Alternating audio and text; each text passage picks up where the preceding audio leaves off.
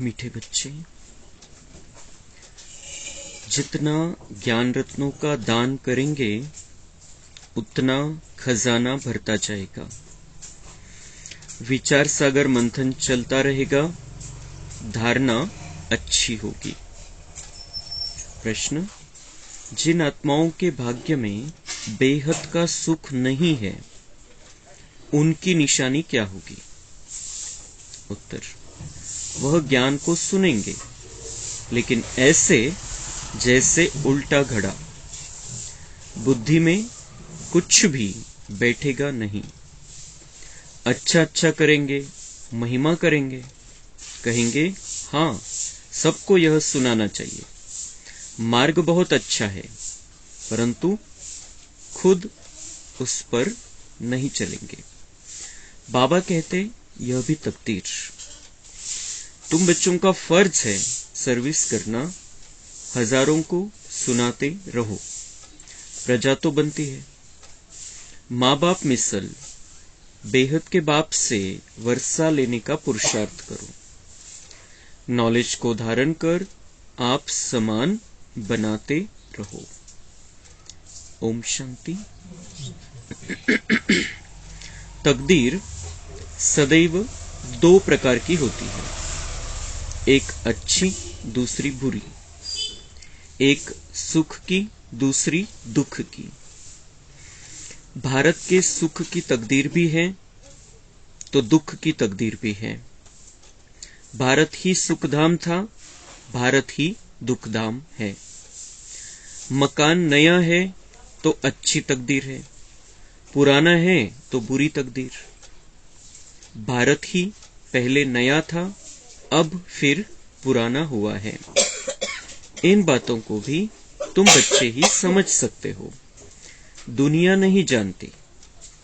तुम्हारा ध्यान इन बातों तरफ खिंचवाया जाता है कि बच्चे तुम कितने तकदीरवान थे, देवी देवता विश्व के मालिक थे, अभी नहीं है। अच्छी तकदीर बदल अब बुरी हो गई है।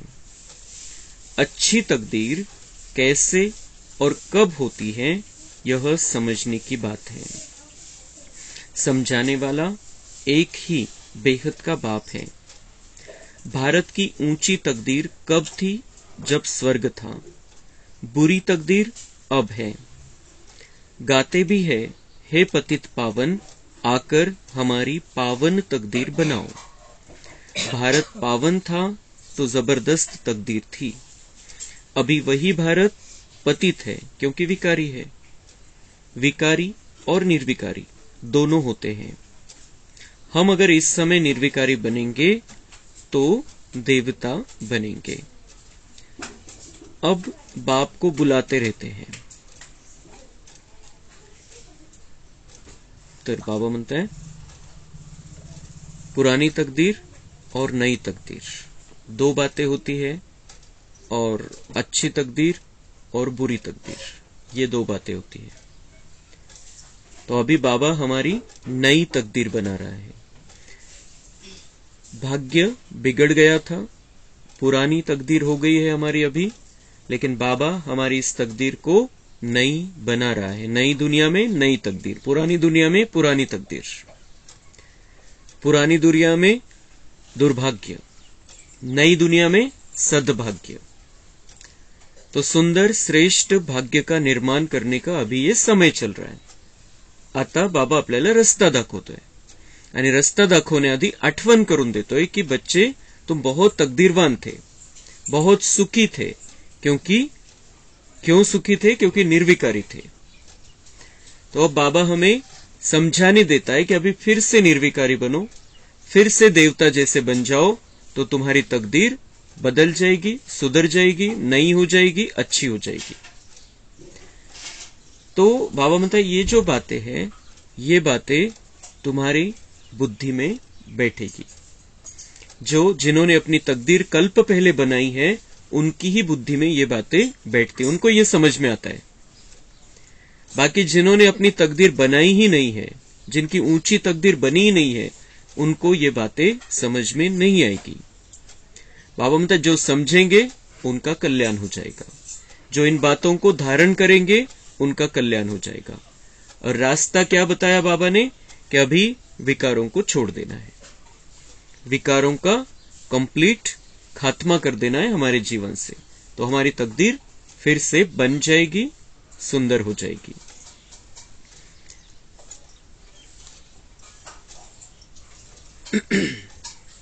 अभी तुमको बाप ने पारस बुद्धि बनाया है, बुद्धि का ताला खोला है। तुम जानते हो सृष्टि का चक्र फिरता रहता है। सृष्टि पुरानी होती है तो उसमें दुख है, नई है तो सुख है। आता जुनी झालेली सृष्टी, संख्या वाढली, विकार वाढले, चार्जिंग कमी झाली म्हणून दुःख आहे। नव्या दुनियेमध्ये चार्जिंग फुल आहे, संपूर्ण निर्विकारिता है आणि त्यामुळे सुख है। बाबा म्हणते ये चक्र फिरता है और ये दुनिया की हालत अभी बहुत बहुत बहुत बिगड़ गई है। अभी इस हालत को सुधारने वाला बाबा हमारे साथ में है, हमारा साथी बना है, उसके हम साथी बने हैं। तो बाबा और हम अभी साथ में मिलकर इस दुख की दुनिया को बदलने वाले हैं। तो इतना सुंदर पार्ट हमें मिला है, इतनी बड़ी जिम्मेदारी मिली है, उस जिम्मेदारी को हमें निभाना है, स्वीकारना है अच्छी रीति से। अभी तुमको 3 आंखें मिली है, तुम सबको समझा सकते हो, जबकि गाते हो पतित पावन आओ, फिर नदी पर क्यों आकर बैठे हो। बाबा म्हणता है भक्ति तो पुकारता है कि पतित पावन आओ, और गंगा पर जाकर बैठते हैं, नदी पर जाकर बैठते हैं, पतित पावन ही समजते हैं उसको। मग ती जर पतित पावन आहे, गंगा किंवा नदी पतितांना पावन बनवणारी आहे, तर मग परमेश्वराला पुकारण्याची आवश्यकताच काय मग। आणि नदी पतित पावनी तर सगळ्यांना तिथे बुडवून काढलं म्हणजे सगळ्यांचे पाप धुतले जातील। तुरुंगांची आवश्यकता राहणार नाही, पोलीसची गरज नाही, कोर्टाची गरज नाही, कशाचीच गरज नाही। नदीमध्ये स्नान केलं की पवित्र, पुन्हा शुद्ध स्वच्छ एकदम। तो बाबा म्हणता ये कहते एक है, समझते कुछ है, करते दूसरा है। तो अभी बाबा म्हणता है तुम सबको समझा सकते हो, जबकि गाते हो पतित पावन आओ, फिर नदी पर क्यों आकर बैठे हो। यह यज्ञ तप आदि करना, वेद शास्त्र आदि पढ़ना सब भक्ति मार्ग है। ज्ञान नहीं है त्याच्यामध्ये, फक्त भक्ति है। बाप कहते हैं मैं इनसे नहीं मिलता हूं, मैं इनसे नहीं मिलता। सगळ्या शास्त्राची शिरोमणी भक्ती मार्गामधली भगवद्गीता मानली जाते। त्या भगवद्गीतेमध्ये सुद्धा जे भगवद्गीतेला मानणार आहे, द्वापर युगामध्ये जी बनलेली तिला मानणार आहे, त्यांनी सुद्धा त्याचं समजलंच नाही। त्यांना त्यामध्ये क्लिअर कट लिहिलेलं आहे त्या भगवद्गीतेमध्ये कि वेद शास्त्र जप तप इन सबसे मैं नहीं मिलता हूं। मग कशासाठी करता एवढं सगळं? ते कुठेतरी मनाला बांधलेलं पाहिजे होतं, म्हणून काहीतरी ते भक्ती मार्गामध्ये प्रथा परंपरा सुरू झाले, बस एवढंच। लेकिन जब भगवान आता है तब वो हमें एक एक को चुनता है और हमसे मिलता है। फिर भगवान ने हमको ढूंढा, हम भगवान को नहीं ढूंढ पाए। त्याला आपण नाही शोधून काढलं किंवा त्याला आपण नाही प्राप्त केलं की इतके वेद वाचले, इतके शास्त्र वाचले, इतके उपवास केले, इतके जप केले, इतके तीर्थयात्रा केल्या म्हणून तो आपल्याला भेटला। त्याला आपण तिथं जाऊन कुठं जाऊन शोधून नाही काढलं। उसके आने के समय पर वो आता है और फिर उसकी नजर जाती है श्रेष्ठ आत्माओं पर, और उनमें से फिर वो हमको चुनता है, निकालता है।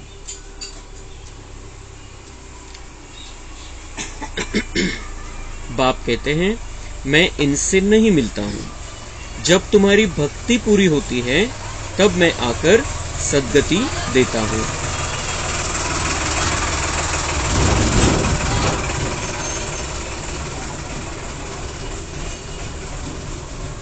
योग का भी ज्ञान चाहिए, पावन बनने के लिए भी ज्ञान चाहिए।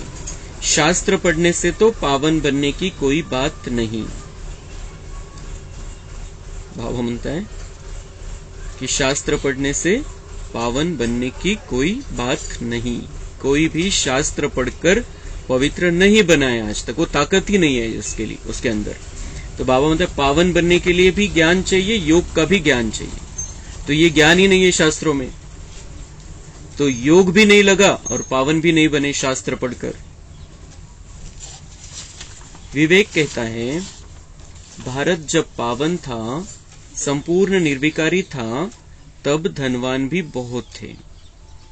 ऐसा धनवान और पवित्र किसने बनाया? क्या गंगा स्नान करने से बने या शास्त्रों को पढ़ने से बने? यह तो तुम करते ही आए हो, फिर भी पुकारते हैं कि हे पतित पावन आओ। जब पतित दुनिया का समय पूरा होगा तब ही पतित पावन बाप आकर स्वर्ग की स्थापना करेंगे। तो बाबा म्हणता है पहले धनवान थे, पवित्र थे, तो ऐसा धनवान या पवित्र किसने बनाया? बाबा म्हणता है गंगा स्नान करने से पवित्र बने थे या शास्त्र पढ़ने से पवित्र बने थे? कशामुळे धनवान होता? भारत स्वर्ग की चिड़िया था, क्यों? ये सोने की चिड़िया था, क्यों? किसने बनाया था? बाबा म्हणते कि शास्त्र पढ़ने से बने या गंगा में स्नान करने से बने? नहीं, बाबा म्हणता है मेरा समय होता है, तुम्हारी भक्ति पूरी हो जाती है, सारी दुनिया पतित हो जाती है, लगभग सारी आत्माएं सृष्टि पर होती है, और ऐसे समय पर इस दुनिया को बदलने के लिए मैं आता हूं। जब तुम्हारे रहने लायक ये दुनिया नहीं रह जाती है तब मैं आता हूं और इस दुनिया को स्वर्ग बनाता हूं। सतयुग में सब पारस बुद्धि है, नाम ही है पारसनाथ पारसपुरी। तुम बच्चे भी इस समय पारसनाथ बनते हो। पारसनाथ, पारस हा एक पत्थर किंवा धातू असतो की ज्याला स्पर्श केला, लोखंडाचा स्पर्श त्याला झाला तर तो सोना बनून जातो, लोखंडाचं रूपांतर सोन्यामध्ये होतं। तर तसं बाबा म्हणताय तुमची बुद्धी जी लोखंडासारखी झाली होती तिला मी सोन्यासारखं बनवतोय। तुमची बुद्धी पारस बुद्धी झालेली, तुमच्यामध्ये तुमच्या बुद्धीमध्ये ही क्वालिटी आलेली आहे की तुम्ही दुसऱ्यांनाही सोन्यासारखं बनवू शकता। ज्यांची बुद्धी लोखंडासारखी झालेली, जे लोखंडासारखे झालेले आत्मे, ज्यांच्यामध्ये ते विकार आलेले सगळे, आणि त्यामुळे जी खराब स्थिती झालेली आहे तिला परिवर्तन करण्याची तुमच्यामध्ये क्षमता आहे। आत्मिक शक्ती तुमची वाढतीये, बुद्धीमध्ये ते सामर्थ्य आलेलं आहे, आणि त्यामुळे बाबा म्हणतात तुम्ही जसे काही पारसनाथ बनून जाता। एक पार्श्वनाथ नाहीये, जैन धर्मामध्ये एक 23वें तीर्थंकर सांगितले त्यांनी पारसनाथ, लेकिन वो पारसनाथ हमारा यादगार है, हमारा यादगार है। हम संगम युग में पारसनाथ बनते हैं, हम लोहे को सोना बना देते हैं, जो लोहे जैसे हो गए हैं मनुष्य उनको सोना बना देते हैं। तो ये हमारा सत्य बाबा बता रहे हैं और उस जिम्मेदारी को हमें उठाना है। आता आपल्याला जे लोखंडासारखी बुद्धी झालेली मनुष्याची त्याला परिवर्तन करणारे बनायचंय। सगळ्यात पहिले आपल्या बुद्धीला स्वच्छ करून घ्यायचं, एकदम किचडा सगळा साफ करून घ्यायचा आहे। मग आपल्या संपर्कामध्ये जे येतील त्यांना पण आपण सोन्यासारखं बनवू शकू किंवा त्यांना कमीत कमी रस्ता तर दाखवू शकू।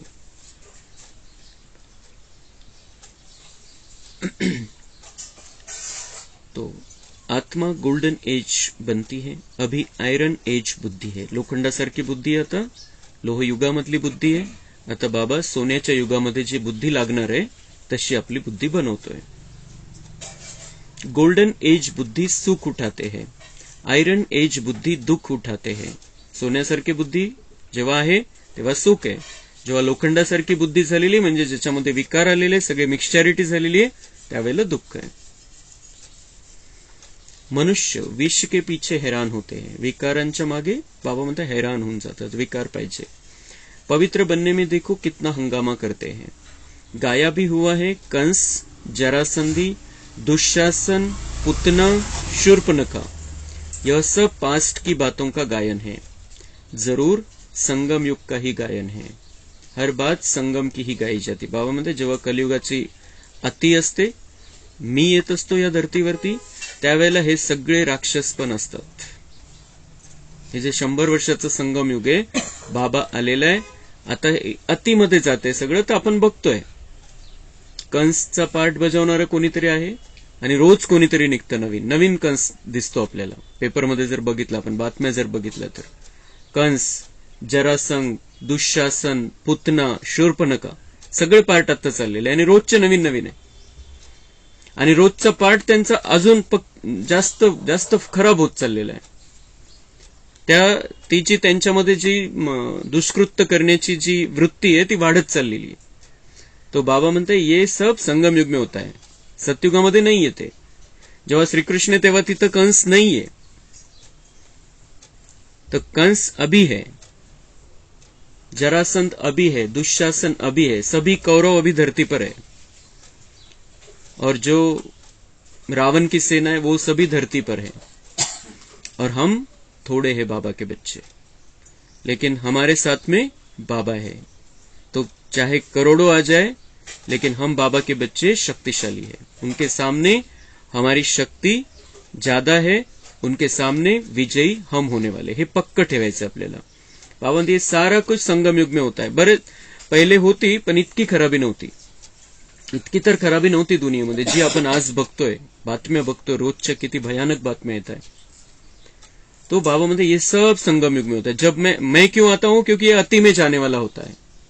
हे सगळं अतिमध्ये जाणारं असतं, आणि म्हणून मग मला यावंच लागतं तुम्हाला या सगळ्यामधून मुक्त करण्यासाठी. आपण बघतोय कसं किती खराब होत गेलेली दुनिया, आणि या अतिचा अंत आता जवळ आलेला आहे. म्हणून अशा घटना खूप वाढत आहे, भयानक रीतीने वाढत आहे. सगळ्यांचा त्यामध्ये हिशोब पण चुकतो होतोय. पण बाबांना मग आपल्याला इथं ठेवायचं नाही. आपण इतके चांगले बनून जातो, इतकी दिव्यता येऊन जाते आपल्यामध्ये, इतकी शांती, इतकं प्रेम, इतकी शक्ती, इतका आनंद, इतकं सुख आपल्यामध्ये येऊन जातं की मग अशा दुनियेमध्ये बाबा आपल्याला ठेवू शकत नाही. आणि म्हणून आपल्यासाठी ही खराब दुनिया, राक्षसांची दुनिया बाबा संपवून टाकतो. ड्रामा प्लॅन अनुसार ही दुनिया संपते आणि मग आपल्यासाठी सुंदर दुनिया येते. तर फक्त आता काय आपलं कर्तव्य काय आता की तिथं राहण्यासाठी कसं राहायचंय, तिथं वागायचं कसं आहे, बोलायचं कसं आहे, कसा विचार करायचा आहे, कशा भावना ठेवायच्या, हे सगळं प्रॅक्टिकलमध्ये बाबा आपल्याला शिकवतो मुरलीच्या माध्यमातून. तर आपण तसं तसं बनत चालायचंय, म्हणजे मग लवकरात लवकर ती वेळ जवळ येईल, ही दुनिया संपेल आणि आपण त्या दुनियेमध्ये, नव्या दुनियेमध्ये राहायला जाऊ. शरीर बदली कर देंगे हम और उस दुनिया में रहेंगे. बाप रचयिता है तो जरूर नई रचना ही रचेंगे. बाबा या दुनियेचा रचयिता आहे, तर नवीच रचणार. जुनी कसं रचू शकतं कोणी? काही पण बनवायचं तर जुनं थोडी कोणी बनवू शकतं, नवच बनवावं लागेल. तो बाबा भी नई दुनिया बनाता है हमारे लिए, बहुत अच्छी सुंदर दुनिया बना रहा है, निर्माण का कार्य चल रहा है. अब बाप कहते बच्चे पावन बनो, अब वापिस जाने का है. सतयुग था, अब फिर चक्र रिपीट होगा. तुम बच्चों को मनुष्य से देवता बना रहा हूं. देवताएं भी मनुष्य ही थे और कोई फर्क नहीं है. सिर्फ वह गोरे अर्थात पावन है और अभी के मनुष्य सावरे अर्थात पतित है. देवता पण मनुष्यच, पण ते पवित्र आहे. आणि आजचा मनुष्य बाबा म्हणताय पतित हो गया था, अभी मैं पावन बना रहा हूं. मनुष्यों को देवता बनाने के लिए मैं आया हूं, तो उसके लिए मैं पतितपना तुम्हारा निकालने का रास्ता बता रहा हूं, ताकत दे रहा हूं पावन बनने के लिए. और तुम पावन बन जाते हो तो फिर देवता बन जाते हो. बाकी त्यांच्यामध्ये आणि आपल्यामध्ये बाबा म्हणताय तो आतल्या स्थितीचा फरक आहे. बाकी देवता पण मनुष्य आहे, आपण पण शरीर मनुष्याच आहे. आत्मा में खाद पड़ गई है, वह निकलेगी योग अग्नि से. पहले मनमना भव अक्षर पढ़ते थे, अर्थ कुछ भी नहीं समझते थे. मनमना भव भक्ती मार्गामध्ये अक्षर हा शब्द आलेला आहे, पण बाबा म्हणताय सिर्फ पढ़ते थे, अर्थ नहीं जानते थे. परमपिता परमात्मा के साथ बुद्धि योग लगाना है. परमपिता परमात्मा के साथ बुद्धि योग लगाना है. त्याचा अर्थ असा त्यांना तो जाणवत होता, समजा असा त्याचा अर्थ असेल मनमना भवचा, की परमपिता परमात्मा के साथ बुद्धि योग लगाना है. परंतु उनके रूप का ही किसको पता नहीं है, तो योग कैसे लग सकता है? संबंध कसं जुडेल? जर ते कसं आहे, तो कोण आहे, कसं आहे माहितीच नाही, तर संबंध कसा जुडेल? बुद्धि योग लगाना है उसके साथ में, लेकिन जिसके साथ में लगाना है वो कौन है यही पता नहीं, तो कांटेक्ट कैसा होईल, कनेक्शन कसं जुडेल? तो कहते हैं परमात्मा नाम रूप से न्यारा है, तो योग किससे लगाए? मग अजून एक गोष्ट त्याच्यामध्ये सांगितली की त्याला नावही नाही आणि रूपही नाही. मग कनेक्शन कसं जोडायचं त्याच्याशी, कॉन्टॅक्ट कसा होईल? भगवान उवाच मनमना भव. बाबा ने जो हमें समझाया मन मना भव, उसका अर्थ देह का अभिमान छोड़ो, अपने को आत्मा समझो और फिर परमात्मा को याद करना है। आत्मा का रूप क्या है? कहते हैं आत्मा स्टार है, भ्रुकुटी के बीच में रहती है, तो आत्माओं का बाप भी ऐसा ही होगा। आत्मा हे समजत आले, मग कोणी म्हणतं की सगळ्या शरीरामध्ये कुठे कुठे काही क्लिअर नव्हतं, मग कोणी म्हणतं भ्रुकुटी के बीच में चमकता है अजब सितारा, मग ठीक आहे ते मान्य केलं, तर मग जर आत्मा तशी आहे तर मग परमात्मा पण तसा असला पाहिजे, हे बुद्धीमध्ये आलंच नाही कोणाच्याच। क्योंकि आत्मा का पिता परमात्मा है, तो जैसे आत्मा जैसा शरीर बच्चे का, वैसे मनुष्य शरीरापासून तो मुलगा झालेला आहे तर तो मनुष्य शरीरच आहे, तर तसं आपण आत्मा जर अशी आहे, भ्रुकुटीमध्ये चमकता सितारा आहे, तर परमात्मा पण चमकता सितारा असला पाहिजे। हे क्लिअर झालंच नाही कोणालाच। बाप ही आकर सबको दुख से छुड़ाते हैं, दुख में सिमरन सब करते हैं, कितनी रड़ियां मारते हैं। पूछो यह कब से करते आए हो? कहते हैं परंपरा से। फिर पावन तो कोई हुए नहीं और ही पतित होते गए। तो बाबा म्हणता है दुख में सिमरन सब करते, कितनी रडिया मारते म्हणजे किती ओरडले, किती पुकारलं त्याला, दुःखी होऊन किती पुकारलं, लेकिन कब से करते आए? परंपरा से चल रहा है। मग इतकं पुकारलं, त्याला बोलवलं, मग पावन का नाही झाले? इतकं काही केलं भक्ती मार्गामध्ये, पावन तर कोणीच झालं नाही, सगळे पतितच होत गेले, दुनिया पतितच होत गेली, आपण बघतोय।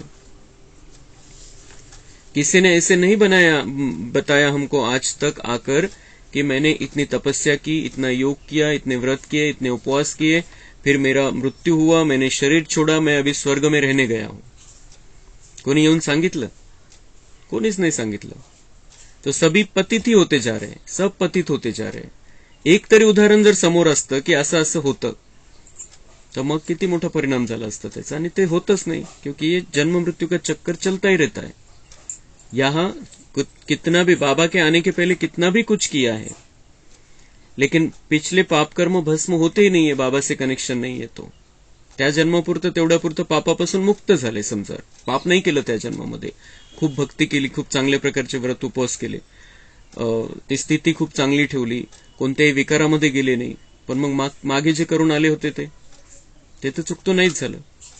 तो बाबा जब आता है तब सबको पावन बनने का रास्ता बताता है और घर लेकर जाता है, बाकी असं कोणीही कुठेही गेलेलं नाहीये। तुम बाप के बने हो तो समझते हो बाप से जरूर स्वर्ग का वर्षा मिलेगा, वहां रावण होता नहीं। जिस स्वर्ग का वर्षा बाबा हमें दे रहा है उसको स्वर्ग क्यों कहते हैं? क्योंकि वहां रावण नहीं है, कारण तिथे 5 विकारच नाही, म्हणून तो स्वर्ग आहे, नाही तर ते स्वर्गालाच अर्थ काय राहिला असता। रावण का राज्य ही अलग है, राम राज्य अलग है। तुम बच्चे अभी समझते हो कि रामायण भागवत आदि में सब इस समय की बातें हैं। रामायण भागवत आदि में सब इस समय की बातें हैं। आणि उषा दीदींचे क्लास जर आपण ऐकले तर त्यांचा खूप दांडगा अभ्यास याच्यावरती, की कसं त्याचं कनेक्शन इथं आहे, खूप चांगल्या प्रकारे ते समजून सांगतात। गुड़ियों का खेल है, भक्ति मार्ग म्हणजे बाबा म्हणता है गुड़ियों का खेल है, और अभी हम चैतन्य में हैं, हम चैतन्य देवी देवता बन रहे हैं। वहां पर तो वो गुड़िया बनाते हैं, क्या क्या करते हैं उसको, लेकिन हम तो अभी चैतन्य में, जिवंत मध्ये आपण देवी देवता, ते मूर्त्या बनवून त्याच्याशी काय करायचं ते करतात। बाप समझाते हैं इस समय सारा झाड़ तमोप्रधान है, खत्म होने का है, तुम्हारी बुद्धि में सारा राज है। समझाने के लिए कितनी युक्तियां बताते रहते हैं, समझेंगे फिर भी कोटो में कोई सैपलिंग लग रहा है। बाबा म्हणते ही नवीन कलम लागतंय, हे ज्ञान समजवण्याकरता, समजून घेण्याकरता कितीतरी युक्त्या बाबा आपल्याला देत असतो, पण बाबा म्हणते समझेंगे कौन? कोटो में कोई, करोड़ों में कोई इन बातों को समझेंगे। समझाना है तुम भारतवासी देवी देवता नस्ल के हो ना।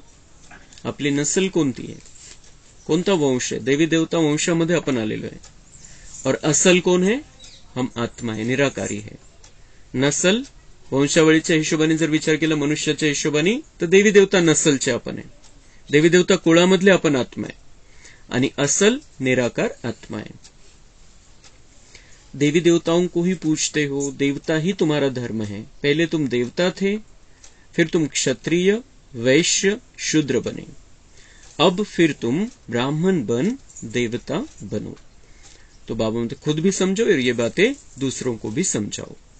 कसं बदल होत गेला। बाप बैठ समझाते हैं मैं कैसे शूद्र से कन्वर्ट करता हूं। शूद्र स्थिती झाली होती आपली, विकार होते आपल्या जीवनामध्ये आणि विकारांना आपण नॉर्मल समजत होतो। तर ही शूद्र स्थिती, ही खालच्या लेवलची स्थिती आहे।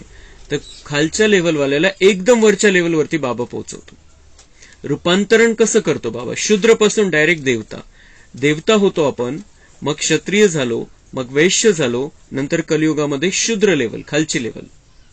पण शूद्र पासून डायरेक्ट बाबा आपल्याला देवता बनवतो। किती मोठं रूपांतरण आहे, किती श्रेष्ठता आपल्या जीवनामध्ये तो आणतो। आणि त्यासाठी काय वापरतो? ज्ञानाचे शस्त्रास्त्र। ब्राह्मण बन फिर देवता बनेंगे, कितनी समझानी अच्छी है। तुमसे कोई पूछे शास्त्र पढ़े हुए हो, बोलो भक्ति मार्ग में शास्त्र सब पढ़े हैं, परंतु सदगति तो बाप ही आकर करते हैं, तब तो तुम उनको बुलाते हो ना कि हे पतित पावन आओ। किती सुंदर उत्तर बाबांनी दिलं। बाबा म्हणताय कोई तुमसे पूछताय, आपण त्यांना ज्ञान सांगू तर ते म्हणतात आधी शास्त्र जाऊन वाचा काय म्हटलेलं आहे त्याच्यामध्ये। तो बाबा म्हणताय अगर वो पूछे आपसे आपने शास्त्र पढ़े हैं, तर त्यांना सरळ स्पष्ट भाषेमध्ये उत्तर द्या, स्पष्ट भाषेमध्ये की बोलो भक्ती मार्ग में शास्त्र सब पढ़े। आमचा आता भक्ती मार्गापासून आता पुढचा मार्ग थोडा पुढचा घेतलेला आहे, आम्ही आता ज्ञान मार्गामध्ये आलेलो आहे। भक्ती मार्गामध्ये आम्ही जेव्हा होतो तेव्हा सगळे शास्त्र वाचलेले, बघितलेले, या जन्मामध्ये काही बघितले असतील, मागच्या सगळ्या जन्मामध्ये आम्ही भक्ती केलेली, 63 जन्म आम्ही भक्ती केलेली आहे आणि सगळे शास्त्रच वाचत आलो। पण सदगति कौन देतं? सदगति तो भगवान ही आकर देगा। और इसीलिए तो तुम जो शास्त्र पढ़ते हो, जे तुम्ही शास्त्र वाचताय, ज्याला तुम्ही इतकं महत्व देताय, त्याच्यामध्ये तुम्ही कोणाला पुकारताय कि तू आ, उसको पुकार रहे हैं। तो शास्त्र पढ़ने से थोड़ी सदगति होती, वो आएगा तब सदगति होगी। तो वो भगवान आ गया है और वो हमें ज्ञान सुना रहा है। शास्त्र वाचून झाले, त्याच्यानुसार आम्ही जीवन जगलो आणि त्याचाच परिणाम म्हणून की आम्ही त्याला पुकारलं, खूप मनापासून पुकारलं, खूप मनापासून आम्ही भक्ती केली, खूप मनापासून पुकारलं, म्हणून त्यांनी आम्हाला आता निवडलेलं आहे, त्यांनी निवडलेलं आहे। आता आम्ही या मार्गामध्ये, आता तो आलेला आहे ज्याला तुम्ही पुकारताय, अजून पण पुकारताय की तू ये आणि आम्हाला पावन बनव। तर तो आलेला आहे आणि त्याला आम्ही ओळखलेला आहे, तो आलेला आहे, त्याला ओळखलेलं, तो गुप्त आहे, त्याला ओळखलेलं आहे आणि आता तो आम्हाला सद्गतीचं ज्ञान देतोय, पावन बनण्याचं ज्ञान देतोय। स्पष्ट उत्तर द्यायला आपण आता सुरुवात करायची, आता ढिल्ला नाही राहायचंय, क्योंकि भगवान मिल गया है। बहुत ऊंचे रास्ते पर हमें, बहुत ऊंची मंजिल हमें प्राप्त करनी है, तो हमें उतने आत्मविश्वास से दूसरों के साथ अभी बात करनी है। ढिल्ला नाही, आपल्याला आपण बिल्कुल साधारण स्थितीमध्ये त्यांच्याशी बोलायचंच नाहीये, क्योंकि भगवान ने हमको अधिकार दिया इस तरीके से बात करो। अभी आता खूप झालं, आता ढिल्ला नाही राहायचंय, स्पष्ट सांगायला सुरुवात करायची। त्याच्या मग त्यांना एक तर त्यांना एक पटेल त्यातून गोष्ट की हा हे जे करताय हे खरं, यांना विश्वास इतका पक्का आहे। आपला पक्का विश्वास बघून त्यांच्यामध्ये जागृती येऊ शकते, पण आपण जर ढिल्ले तर त्यांना वाटेल आपलं श्रेष्ठ आहे, मग आपण जे करतो तेच योग्य आणि असंच करायला पाहिजे, भक्तीच करायला पाहिजे, शास्त्र पूजा पाठच करायला पाहिजे, मंदिरच बांधायला पाहिजे, हे सगळं योग्य आहे। पण जेव्हा आपण कॉन्फिडन्सने सांगायला सुरुवात करू त्यांना, तेव्हा त्यांच्यामध्ये पण ही इच्छा जागृत होईल की हे काहीतरी विशेष करताय आणि आपण पण कधीतरी याचा अनुभव घ्यायला पाहिजे। तर स्पष्ट जे जे बाबा सांगतो ज्या पद्धतीने आपण त्या पद्धतीने बोलायला सुरुवात करायची, न घाबरता हिम्मत ठेवून। तो बाबा म्हणताय कि युक्ति से समझाओ तो समझेंगे जरूर। भगवान वरदान दे रहा है हमें, वो भी समझेंगे, भले अभी नहीं समझ रहे, वो उनकी भक्ति में मस्त है, वो जो कर रहे हैं उन्हें वही अच्छा लग रहा है, ठीक लग रहा है। लेकिन जब आप युक्ति से समझाओगे, त्यांना किती सुंदर युक्ती बाबांनी सांगितली तुम्ही म्हणता की आम्ही शास्त्र वाचतो, त्या शास्त्रामध्ये तुम्ही काय म्हणता कि हे पतित पावन तू आ, बुला रहे तो वो कभी तो आया होगा, वो तो आएगा कभी, और वो आ गए, हमने पहचान लिया बस. बाबा म्हणते थोडे युक्तीने बोला तर ते पण समजून घेतील. समझाने के लिए बच्चों में हिम्मत चाहिए. बाबा म्हणता है हिम्मत से बात करनी है. अभी ड्रामा तुमसे सर्विस कराएगा ऐसा देखने में आता है. बाबा म्हणता है तुम्ही फक्त पुढे व्हा, स्वतःला फक्त पुढे करा, ड्रामा तुम्हारे से सेवा कराएगा. हिमतीने सामोरं जा, ड्रामा सेवा करून घेईल. ड्राम्यामध्ये नोंदलेलं आहे, पण तुम्हाला पुढे होऊन तर करावं लागेल. कल्प पहले भी इसने इतना पुरुषार्थ कर यह पद पाया. बाबा से वर्षा पाने का पुरुषार्थ पूरा करना है. जबकि बाप का वर्षा मिलता है तो हम रावण के वर्षे को हाथ क्यों लगाए, क्यों न मीठे बन जाए. सर्वगुण संपन्न बनना है, यह है राजयोग, नर से नारायण बनने का अर्थात राजाई पाने का योग. तो बाबा म्हणते जबकि बाप से वर्षा मिल रहा है, सर्वगुण संपन्न बनने का वर्षा मिल रहा है, देवता बनने का वर्षा मिल रहा है, स्वर्ग की बादशाही मिल रही है, तो अभी रावण के वर्षे को क्यों हाथ लगाना है. रावण का वर्षा है काम, क्रोध, लोभ, मोह, अहंकार, और उसको हाथ लगाकर, उसको अपने साथ में रखकर, उसको यूज करते हुए हम दुख में आकर पड़े हैं. तो अभी बाबा म्हणते उस वर्षे को हाथ नहीं लगाना. अभी मीठे बन जाओ, सर्वगुण संपन्न बन जाओ और बाबा का वारिस बच्चा बन जाओ, सपूत बच्चा बन जाओ, पक्का बच्चा बन जाओ. बाप बैठ आत्माओं यानी बच्चों से बात करते कि मुझे याद करो, यह अंतिम जन्म पतित नहीं बनो तो मैं तुमको विश्व का मालिक बनाऊंगा. क्या तुम मेरी नहीं मानेंगे. भगवान कह रहा है क्या तुम मेरी नहीं मानेंगे, माझं नाही ऐकणार का तुम्ही. भगवान कह रहा है, और वो भी दम दाखवून नहीं म्हणत है. हमारे से प्यार है उसका, हमारा भाग्य बनाना चाहता है, इसलिए कह रहा है कि मेरी नहीं मानोगे बच्चों, मैं तुम्हें विश्व का मालिक बनाऊंगा. इस अंतिम जन्म पवित्रता को धारण करो, संपूर्ण पवित्रता म्हणजे पाचही विकारांचा त्याग. इस अंतिम जन्म, आणि अंतिम जन्मामध्येही किती वर्ष, 2, 5, 10 बस, याच्यापेक्षा जास्त नहीं आता. तो उतना पवित्रता को अगर धारण करेंगे तो बाबा म्हणता है विश्व का मालिक मैं तुमको बनाऊंगा. भगवान के महावाक्य है, भगवान की गारंटी है. तो थोड़ा तो करना है. हमने सब कुछ देख लिया, विकारी जीवन जीकर देख लिया, अभी निर्विकारी जीवन देखणे, असेच निघून जातील 2, 5, 10 वर्ष तर पण तेवढ्या काळामध्ये जर आपण सगळ्या प्रकारच्या धारणा केल्या तर बाबा गॅरंटी घेतोय बच्चे मैं तुम्हें विश्व का मालिक बनाऊंगा. और ऐसा मैं विश्व का मालिक बनाने आया, मेरी नहीं मानोगे क्या. भगवान के ये जो महावाक्य है ये हमारे कानों में गूंजते रहने चाहिए दिन भर कि बाबा मुझसे पूछ रहा है, भगवान पूछ रहा है, मेरी नहीं मानोगे. मेरे को तो मानते आए, जानते न अजानते, लेकिन अब मेरी तो मानो. तो बाबा म्हणते अगर मेरी नहीं मानोगे तो क्या होगा, फिर तो बेहद का सुख भी तुम पा नहीं सकेंगे. मग बेहदचं सुख नहीं मिळणार तुम्हाला. तुम यह जन्म तो पवित्र बनो, मैं गारंटी करता हूं तुमको विश्व का मालिक बनाऊंगा. बाप की भी नहीं मानेंगे क्या.